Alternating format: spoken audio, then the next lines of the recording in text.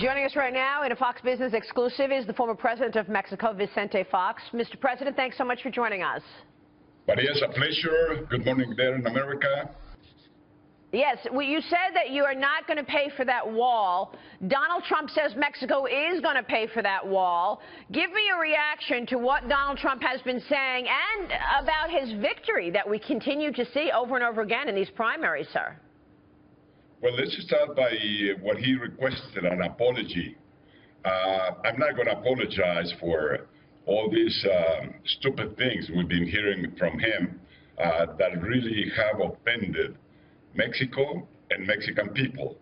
And Joe Biden, Vice President of the United States, just came to Mexico, and I quote, "A lot of damaging, incredibly inaccurate rhetoric, dangerous," has been called by Biden.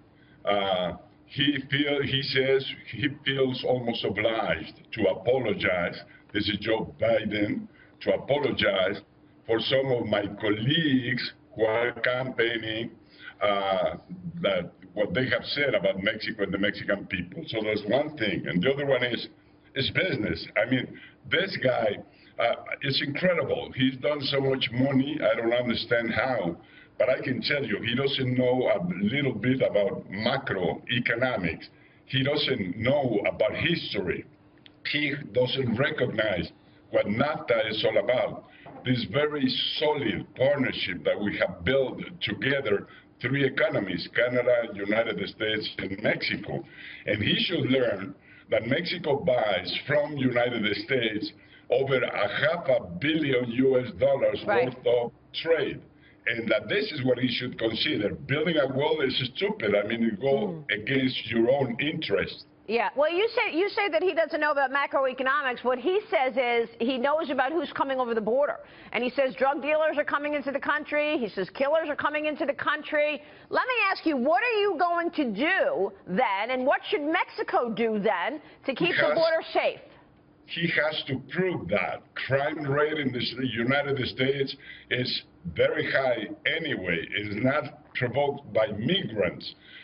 We have this case today of those killings there, and every other week we have those killings. So crime is within the United States veins and roots. And this is why he should learn a little bit about what's going on. September 11th, one guy said that it had come from Mexico, that very awful, terrible event. It did not come from Mexico. We're a good neighbor of the United States. We are partially responsible for making that economy as strong as it is.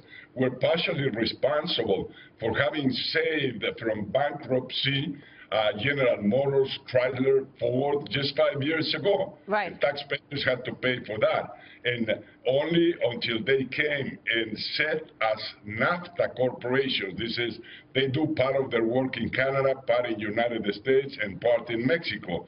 And that's what gave them the opportunity to survive. Otherwise, the foreign automobile industry would be totally dominating the markets. Consumers are paying much less for the products that are being manufactured in Mexico. And he says he wants to tax them. What is going to happen with General Motors, with Ford, with all those that create so many jobs for U.S. citizens there in the same United States?